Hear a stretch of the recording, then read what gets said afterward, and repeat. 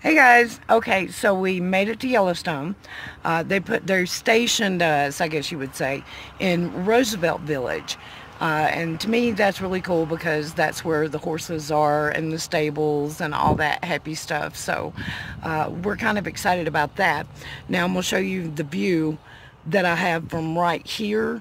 And I'll be taking footage because some of the stuff I've seen is just stunning.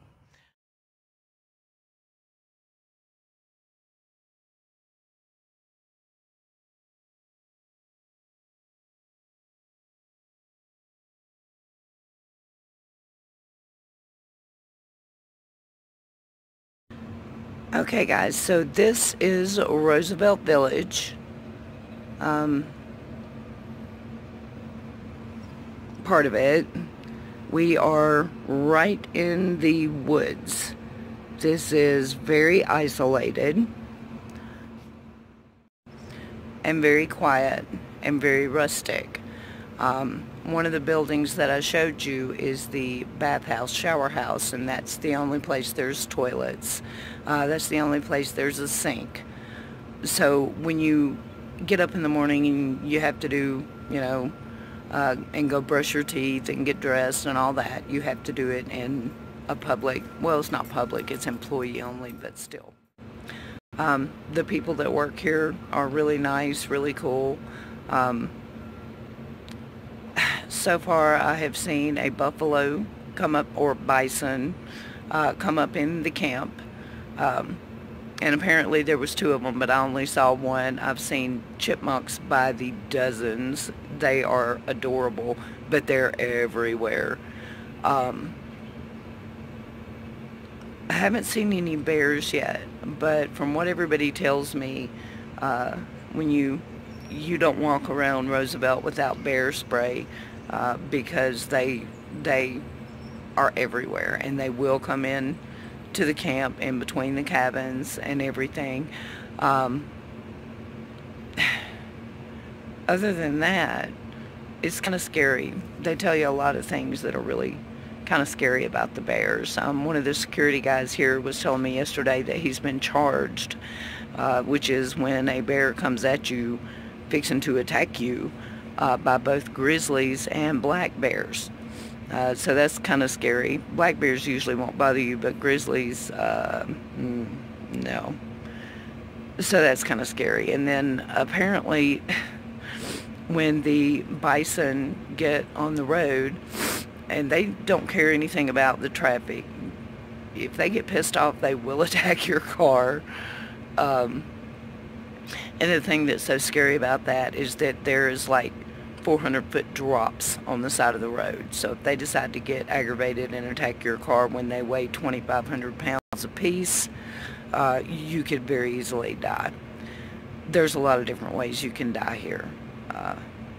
There's books written about it, actually. So at this point in time, I'm pretty scared. I'm missing the hell out of my Wi-Fi. I'm missing the hell out of even a cell signal, to be honest. I'm wearing a jacket and it's June. It's freezing here, freezing rain. Oh, sun's trying to come out. It's still going to stay cold, I guarantee it. Our heat is these little wood heaters that don't heat up anything. So basically you're going to be cold all the time if you're at Roosevelt, because it can be 90 degrees where you are and it's 40 here, because we're a mile higher as far as altitude goes than most everybody else. So lightning strikes are a big thing. A lot of people die that way here every year. Most people die from weather or messing around in the water here. They think it's fun to go jump in hot springs and don't realize that those hot springs have turned freezing or boiling, and they'll jump in and there you go. So it's definitely a dangerous place, but it's definitely a beautiful place. Let me show you just a little bit more here in this video. And today I start work in about an hour and a half. Nobody here wears makeup or anything because you would have to go into one of the public places to put it on, and there's really no point. Nobody does, so the whole point is getting back to nature. So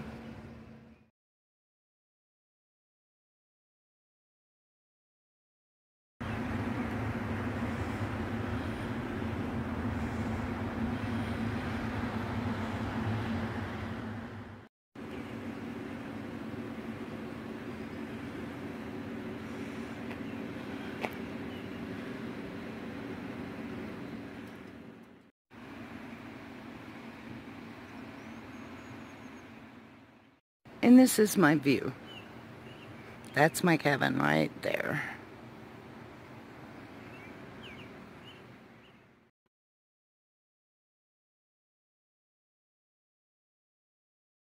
Hey guys, okay, well it is 6:17 p.m. On the 17th, and this is my cabin. Hang on, I'll show you.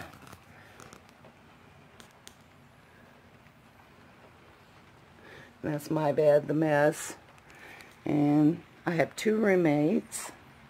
Anyway, this is our cabin. This is our heat. An old wood stove. But we don't have typical wood here at Yellowstone. We have energy logs because we're all about the environment, which is this odd compression of sawdust, basically, that we use. That's what we use for our heat here. So needless to say, I'm always freezing. This is a very drafty old cabin, a very leaky old cabin. So since I've been here, I've been cold and freezing. And what can you do? But here is the view from out of my window. Pretty amazing, isn't it?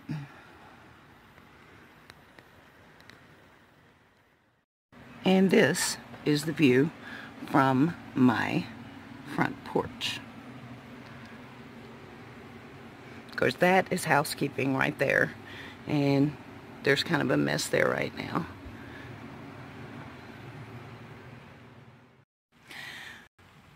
We are at 6,300 feet above sea level. We're about a mile higher than everyone else. So you get tired and out of breath really fast here. I've been holding this camera up for about 30 seconds and my arm is about ready to fall off. They say it usually takes a good week or so to get adjusted to it. Drinking a lot of water is the key. So I keep trying to drink a lot of water, which I need to do anyway. So the spot that I showed you, oh hang on. You see this gorgeous little idyllic spot right here? Well, that gorgeous little idyllic spot is from my front porch. We don't have bathrooms in the cabins. So when I got up at 6 o'clock this morning, of course, you know, you have to go to the bathroom. Well, I didn't put my glasses on because I was half asleep and I needed to pee. So I take off to the bathroom, which is not very far from me. And everything's fine. I'm on my way back. And I walk upon this elk. Well, I'm terrified. It is right in my front yard. I am almost to the front porch when I see it. I mean, I walked right up on it. An elk just attacked a woman in Mammoth, one of the other villages here last week, who just rounded a corner and surprised it. So it stomped her. And she was beaten like you wouldn't believe. They weren't sure if she was going to make it. It was bad. Of course, from what I understand, she's fine. Hurt, possibly scarred. Anyway, so I walk up here and there's this elk. So I come busting into the cabin, still have my cigarette hanging out of my mouth, and get my glasses on. It's not an elk. It's a deer. It's a sweet deer. who had just been standing there looking at me and had 2 baby deers with her, though. So had I accidentally walked up on one of those babies, yeah, I probably would have got stomped by a deer. This wildlife out here is truly wild. That being said, we have a spot right down a little bit further than what I showed you, where 2 buffalo decided to just head on up into the campground here. We've seen quite a few deers in here. I've not seen an actual elk yet. That was my not having my glasses on and being surprised by it. That, of course, the first thing I thought was elk. We've seen foxes, raccoons, of course, chipmunks by the dozens. I mean, it's amazing, the wildlife here, and it's also terrifying. There is a mother bear and her baby bears that wander up into the cabin regular. Or not into the cabin, but into the grounds regular. You get too close to one of those cubs and that's your ass.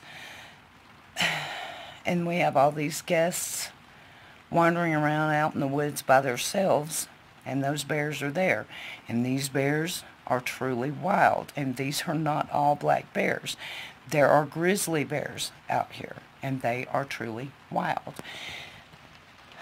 The elk is truly wild, and it will truly kill you in a heartbeat. The buffaloes are probably the most terrifying thing for such a docile thing. You piss off a buffalo, oh God, that's it. So wandering up on that deer this morning did kind of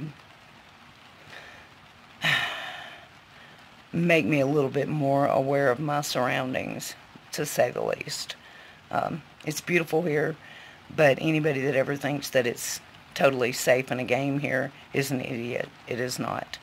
You have got to watch yourself here. You really seriously. At orientation, they told us carry bear spray everywhere if you're at Roosevelt, and I see why.